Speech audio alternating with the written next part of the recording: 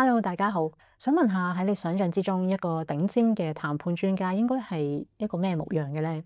係咪着住一套好不停嘅老西，眼神好銳利，講嘢可能好尖銳或者字字鏗鏘嘅，手上面攞住一沓好厚嘅文件，然後佢喺談判台上面逼到對手招架唔住咧？Bailey 我都係偏向咁樣諗嘅，但係原來咧呢一個世界上面真真正正可以將人心玩弄喺鼓掌之中，令到每個人都心甘情願聽佢講嘢，甚至為佢做牛做馬，加班幫佢賺錢，根本就唔係啲咩華爾街金融才俊，而係我哋屋企客廳嗰隻好慵懶瞓咗喺度嘅貓星人。即係你諗下，貓咧從來都唔會讀咩談判心理學啦，佢甚至連人嘅説話都唔識得講，但係咧，每一次當佢只要行去你身邊啦，用嗰對圓碌碌嘅眼睛望住你，或者佢輕輕用個頭去挨你兩下，或者撞下你隻腳啦，你就會咩都唔做，或者放低手上面一啲好重要嘅事啦，心甘情願去幫佢梳下毛啊，或者開罐罐啊，或者係鏟下貓屎啊咁樣。呢一啲唔叫做頂尖嘅說服術，仲可以叫咩咧？因為呢一本書《How to Argue with a Cat》由 Jay Henrich 所寫嘅，等我哋一齊去撕開呢一隻咁可愛咁 cute 嘅外表底下，睇下佢身上面到底收埋咗幾多招，連高手都想偷師嘅優雅談判技巧啦！大家好啊，又係我 Bailey，知識有價，AI 當道，真假難分嘅世界入面，希望大家開始之前幫我哋 like 啊、share 同埋 subscribe 我哋呢條真人講書嘅 channel 啦。第一點就係保持神秘感啦。唔知你對上一次試過有疑惑或者有啲苦惱嘅時候，保唔保持到一種面不改容或者一種鬆容嘅態度咧？試諗下，我哋平時喺職場啦或者生活上去想說服人嗰陣咧，最常犯嘅錯誤就係咩？就係太心急啦，講得好快啦，even 係連珠炮發咁去講一啲論點，想對方去聽你講啦，係咪？又或者你老細喺你 present 完之後，突然之間靜落嚟，沉默或者沉思咗3秒鐘。我哋個內心可能就會開始好慌啊！嗰3秒咧，好似好漫長咁樣，跟住咧你就會好不安啦，然後可能就會開喇叭模式咁樣係咁講，係咁塞一啲 data 或者一啲資訊俾對方啦，講一啲關於你論點想說服人嘅一啲好處啦。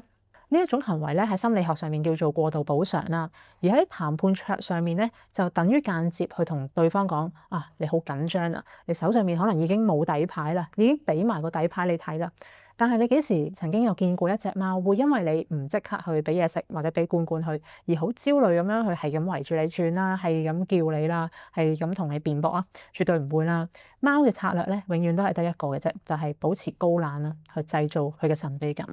當你返到屋企開門嘅時候，如果隻貓係坐喺一個好遠嘅地方望住你，又或者佢靜靜地喺個角落頭唔叫啦、唔喵啦、唔鬧你啦，去保持一種好高貴嘅沉默，呢個時候你會係一種咩心情呢？或者邊個會心慌呢？反而係身為人類嘅你哋，我哋會開始瘋狂咁樣腦補，咦，佢今日做咩事啊？係咪有啲咩唔舒服啊？定係買錯咗一啲貓糧啊？嬲咗你啊？或者咧，究竟你係咪嗰下要即刻開罐好貴嘅零食去奉承下佢咧？而將呢一招咧搬翻去談判台上面啦。高明嘅溝通咧，唔係俾邊個去講得多講得快，而係當對方去提出一個好刁難嘅要求嗰陣，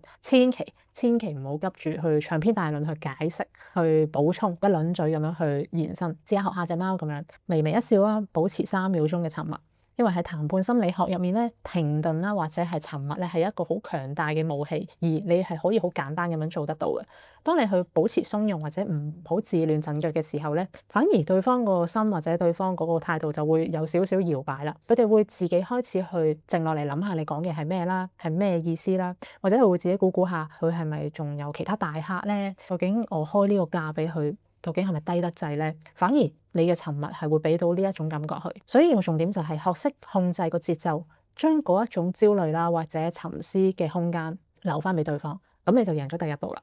第二點啦，就係好似貓咁樣以退為進啦，放得低所謂嘅自尊啦，放低所謂嘅面子啦。因為咧，好多人溝通嘅時候咧，往往都會好容易將談判咧當成係鬧交咁樣啦。可能你都曾經經歷過一啲例子，就係只要對方去反駁你1-2句嘅時候咧，你就會條氣好似唔係好順咁樣，或者好冇面啦，好似刺蝟咁樣豎起晒槓，動用你全身嘅防衛機制咁樣啦，去駁到對方可能冇還擊之力咁樣，你先至罷休啦。最後嘅結果當然係唔係咁好啦，因為你贏咗場交，但係可能你輸咗單 deal 或者單 job，甚至係搞彎咗段關係啦。但係你試諗下，係貓喺呢個情況會點樣做咧？因為佢其實係世界上最識得以退為進嘅生物嚟嘅。因為佢哋想你摸佢嗰陣咧，佢唔會大搖大擺咁樣去命令你啊，或者去要求你做啲咩，而係擺出一副佢完全冇防備嘅姿態咁樣行過嚟你腳邊啦，可能喺你腳邊掃咗兩下啦，伸個懶腰，甚至可能好隨性咁樣打個關鬥就瞓咗喺地下啦，將全身上下最軟弱或者最脆弱嘅肚仔都露埋出嚟俾你睇啦，等於同你示弱啊！但係其實喺呢一個示弱嘅背後咧，佢正正就係已經100%掌握咗個大局。因為當佢由佢翻起佢肚仔出嚟嗰下咧，身為人類嘅你根本就抗拒唔到啦，你亦都會瞬間融化咗你嘅理智啦，隻手就好自然咁樣伸過去啦。呢一個就係好出名嘅貓咪經濟學，就係用最低嘅自尊去換取最高嘅實際利益啊！將呢一招搬翻去職場又會點樣咧？譬如話你遇到一個係好強勢嘅老闆啦，或者客人。你硬碰硬咧，絕對係死路一條嚟嘅。呢個時候你要識得好似貓咁樣順勢褪後一步，唔好將對方對你嘅反駁好似係針對你個人嘅攻擊咁樣啦。你可以試下咁樣講，黎總，你講得冇錯啊，呢一點確實係我可能之前考慮得未夠周全啦。你嘅經驗咧都提醒咗好多，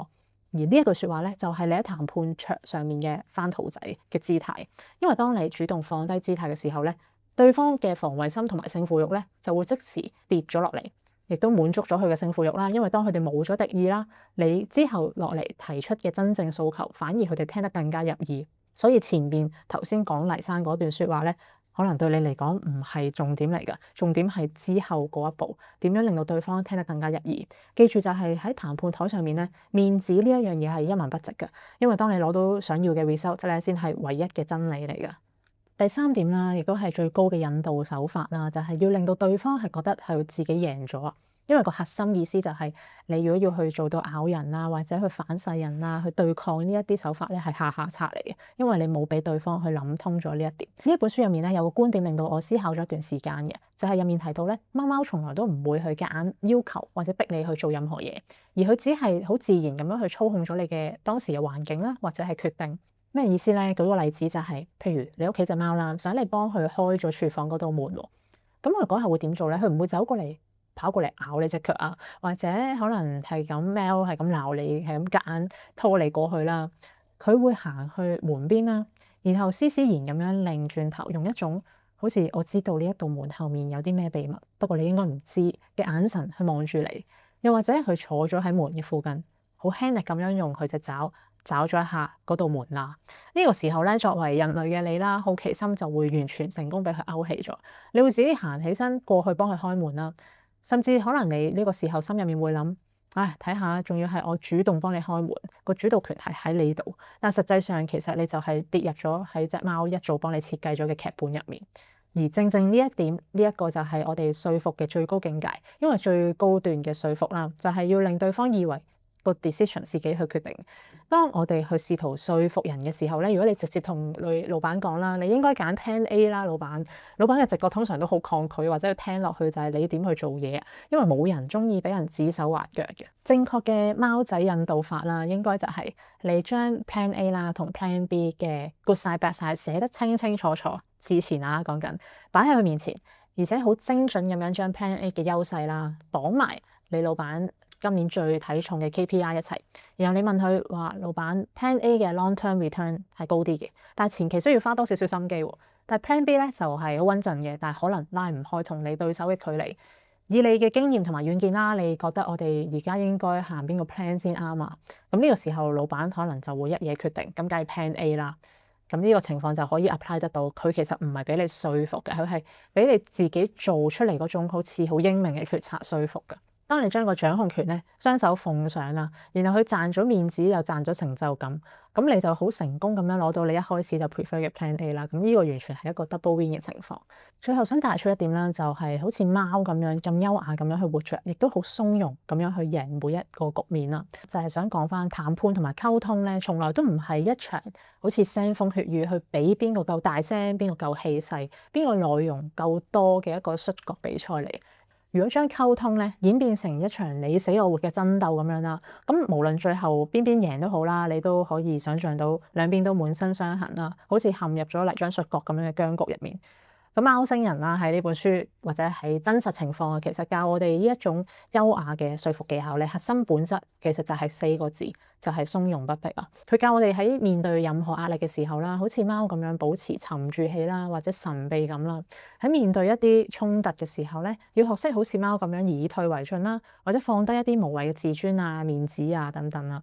喺你街緊人嘅時候啦，都要投其所好啦，去應用一啲說服嘅技巧，令到佢好似自己去做緊 decision 咁樣，將最後嘅光芒同埋最終嘅掌控權咧留翻俾對方啊！當你學識咗呢一套邏輯啦，同埋語言技巧啦，你會發現咧，職場同埋生活啦，就唔再係一個每日都要爆肝去 OT 啊，去攞條命出嚟死做爛做嘅戰場咁樣。你可以收起嗰種密密麻麻用嚟防衛自己，去令到自己冇咁不安嘅一啲 data 或者唔同嘅 chart 啦。聽日返到公司，慢慢深呼吸一啖，去令到自己個人充滿氣定神閒嘅一種感覺啦，好似一隻優雅嘅貓咁樣，帶住鬆弛感同埋自信咧去面對去應付你所有眼前嘅一啲挑戰啊！嚟到最後啦，送一點俾大家，我自己睇呢本書入面咧最有感覺嘅 point 俾大家。佢話到啦，最高章嘅說服技巧，從來都唔係點樣去擊敗對方嘅論點啊，或者去拗贏對方啊，而係好似貓咁樣咧，令到人哋心甘情願主動行埋嚟，仲要佢自己以為自己贏咗。多謝大家啦，希望大家都可以喺生活同埋職場入面咧去做一個好優雅嘅談判高手。我係 Benny 啊，多謝你哋聽到嚟呢一度啦，咁我哋下集再分享。記住知識有價，幫手 like、share 同埋 subscribe 我哋呢一個真人講書嘅 channel啦，下次見。